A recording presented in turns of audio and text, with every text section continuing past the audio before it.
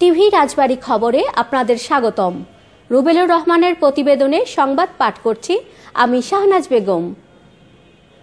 সমাজের অবহেলিত মানুষদের অন্যতম তৃতীয় লিঙ্গের হিজড়া জনগোষ্ঠী।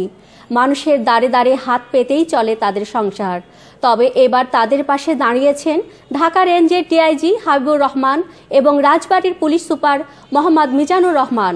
তাদের যৌথ প্রচেষ্টায় রাজবাড়ীর হিজড়াদের সুদিন ফিরতে শুরু করেছে।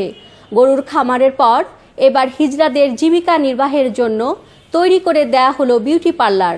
এতে করে রাজবাড়ীর হিজড়াদের আর মানুষের দাঁড়ে দাঁড়ে যেতে হবে না, তারা নিজেরাই হবেন উপার্জনক্ষম।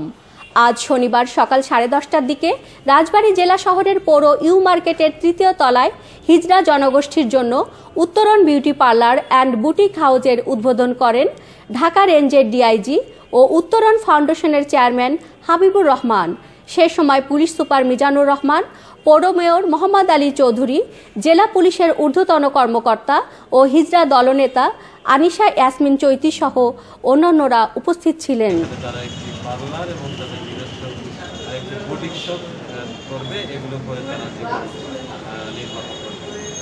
এটি আমাদের উদ্দেশ্য এবং আমরা বলেছি আগে যে আমাদের মূল উদ্দেশ্য হলো যে এই শ্রেণীর মানুষ যাতে পিছিয়ে না পড়ে এবং আমাদের মানে সমাজে অস্বস্ಥ অবস্থায় তারা না থাকে, সমাজে আর 5 জনের মতো তারা যাতে চলতে পারে সেই উদ্দেশ্য নিয়েই এটি করা হচ্ছে।